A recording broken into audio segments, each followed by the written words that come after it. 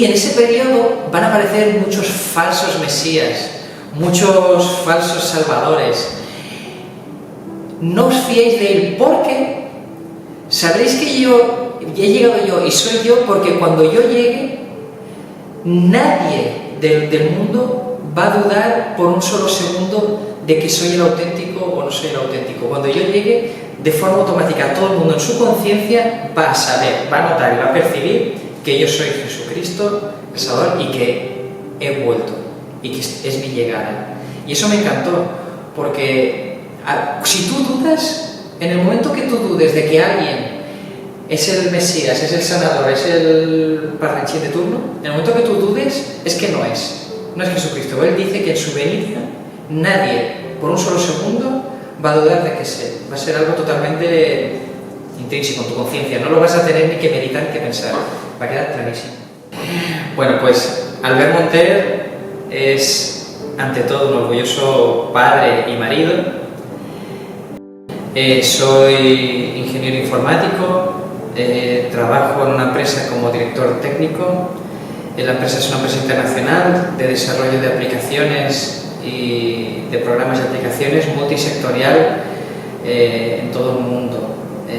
La última implementación que hice fue para el desarrollo y la implementación y la formación del sector de la hostelería.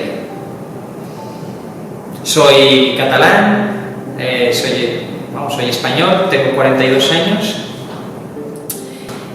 Yo desde que tengo conocimiento siempre he sido cristiano, porque nací en un entorno familiar cristiano católico y fui a una escuela, lo que aquí es la EGB, la formación profesional, y luego el bachillerato, que era una escuela cristiana católica.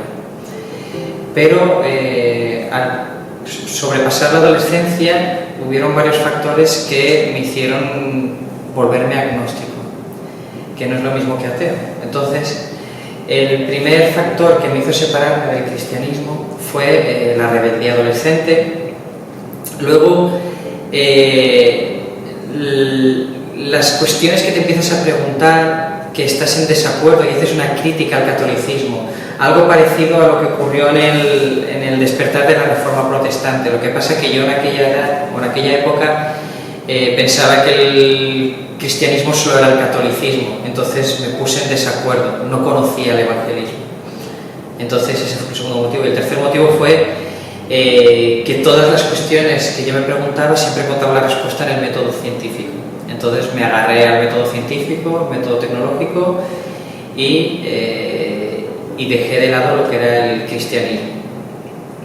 Después, ¿cómo me convertí al cristianismo evangélico? Pues después, ya con una madurez más adulta,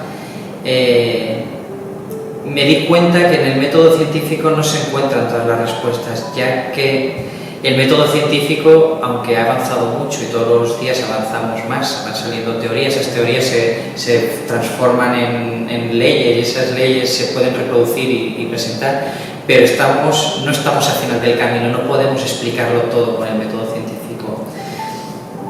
Un ejemplo que comentamos, simplemente hace 600 años, que históricamente fue antes de ayer, hace 600 años los científicos más respetados del planeta defendían que la Tierra era plana, cuando ya se pudo demostrar que no, y dentro de 600 años el método científico podrá demostrar muchas cosas que hoy no conocemos. Entonces, una de las cuestiones fue que para mí el método científico no era la respuesta a todo.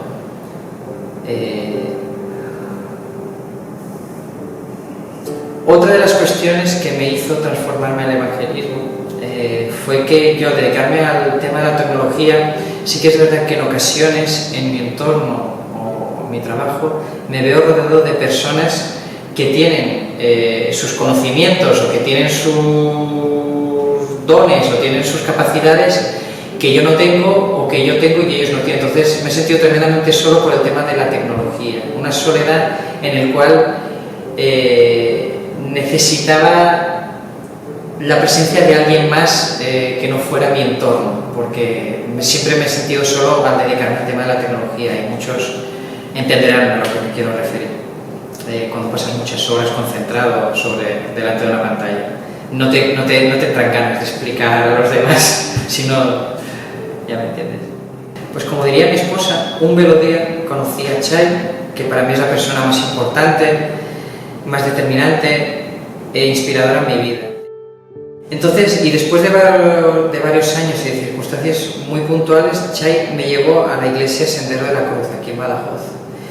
Yo asistí, sinceramente, con todos mis prejuicios y con un altísimo nivel de escepticismo, como nos pasa a todos los que somos ingenieros informáticos, que creemos que conocemos todo, pero no te das cuenta que no. Pero, a pesar de asistir con muchos prejuicios, lo que ocurrió en realidad era algo que no esperaba.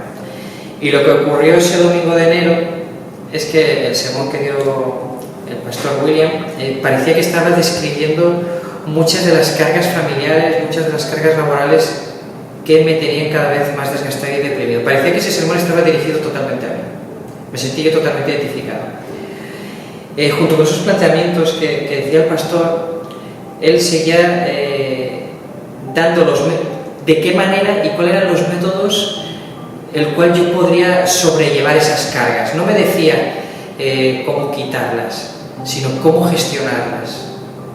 Espero estar explicándome bien. No se trata de eliminar las cargas ni las responsabilidades, se trata de cómo gestionarlas para poder salir de ese pozo de agotamiento, de cansancio, de requemor, de día a día, que no sabes si es jueves o es martes o es lunes, porque todos los días te están metiendo cargas. Entonces es como dicen los norteamericanos, yo me sentía que si no nado me ahogo. Todos los días estaba nadando, y ya me sentía que me estaba ahogando, porque el trabajo sí o sí tenías que cumplirlo, porque ¿cómo pagas hipoteca? ¿Cómo mantienes a tus hijos? ¿Cómo pagas seguros? Electricidad, o sea, ¿cómo pagas todo eso? En fin. Y todos esos métodos, para poder sobrellevarlos, él siempre estaba haciendo referencias a la Biblia. Lo que me descolocó es que... Entonces me descolocó totalmente de mis prejuicios, porque en la Biblia, en el catolicismo, yo había aprendido que era algo que tenía que interpretar al pie de la letra, mientras que ese día descubrí que yo la Biblia la puedo interpretar a mi contexto contemporáneo. Nosotros no vivimos en el Egipto de hace 2000 años, en el Israel de hace 2000 años. Nosotros vivimos en 2023. Entonces no podemos aplicar, podemos traspasar esa enseñanza en el contexto actual, que es totalmente válida, pero no podemos hablar a lo mejor de higuera, a lo mejor podemos hablar de servidores, pero bueno, es otro contexto, pero es la misma lección. Entonces, para mí, ¿qué es lo que descubrí ese domingo? Con todos mis prejuicios, ¡pum!, que se me cayeron en un momento cuando noté o me dio la sensación de que ese sermón iba dirigido a mí. Que seguro que todos los que están a mi alrededor también lo pensaban, pero para mí era una novedad. Descubrí que para mí que la Biblia es totalmente, se puede interpretar, que en la Biblia yo encontré y sigo encontrando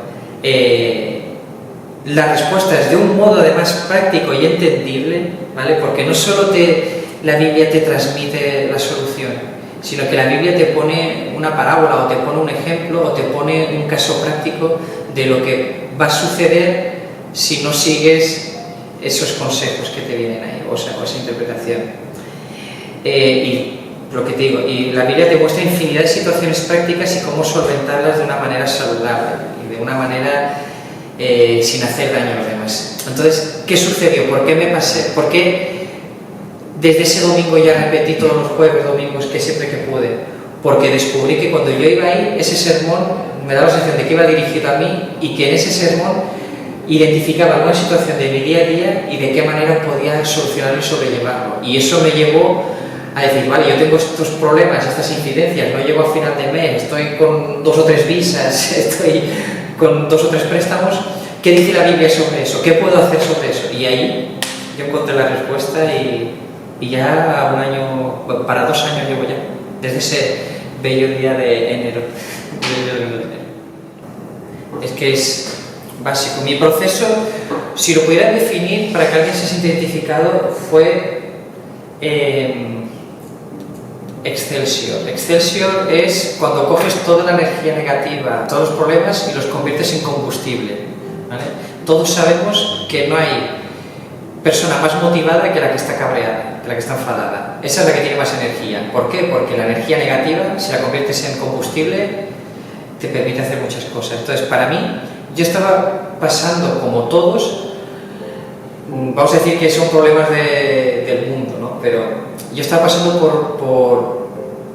por temas financieros complicados, en los cuales veía la solución a medio y largo plazo, pero siempre ocurría un imprevisto que alargaba esos plazos. Y eso me estaba quitando la vida. Yo estaba fumando, yo estaba teniendo problemas con mi pareja, yo todo. No sabía cómo manejar todas esas situaciones. Entonces, ¿cuál fue el proceso? En cuanto yo fui a la iglesia, escuché al pastor William, que sentí que estaba hablando de mí, fue como si se abriese una ventana en una habitación cerrada, en una habitación que lleva muchos años cerrada, como si se abriese una ventana. Noté como una brisa, noté como aire limpio, noté como un bienestar. Fue como encender una bombilla en una habitación oscura cuando estás con pánico. Fue un alivio. Y en definitiva fue como tirar lastre de mis hombros, quitar el peso.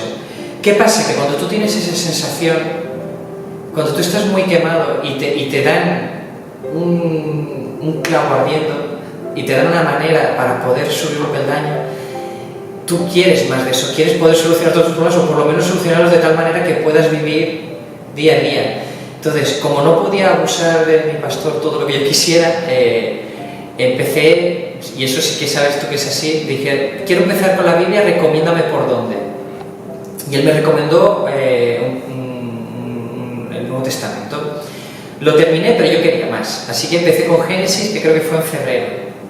Y todas las noches, siempre que puedo, con mi Kindle, me pongo con mi Biblia y leo pues hasta que ya me quedo satisfecho.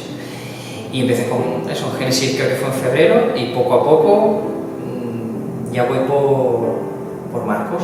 Los días son duros y los días presentan desafíos, y muchos de ellos, como he dicho antes cuando definía felicidad, yo me los preparo y los medito, pero hay muchos imprevistos y hay gente que siempre te juntas con alguien que te estropea el día, y si no te juntas con alguien que te estropea el día, es que tú eres el que lo está estropeando a otra persona.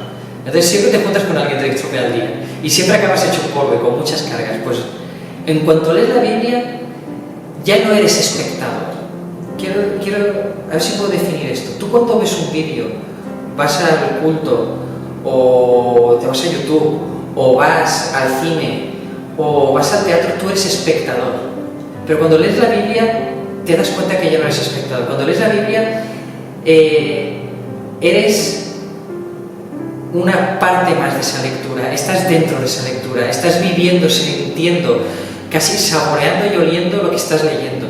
Si tú te enfrascas en esa lectura, ya no eres espectador, ya interactúas con ese mundo. Es más, puedes parar e interpretar y buscar, como hago yo en el Kindle.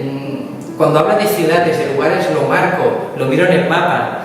Cuando habla de cómo se pegaron 40 días para cruzar el desierto, digo, pues con el Google son 5 días, con el Google Maps. En aquella época pues ya se sabe.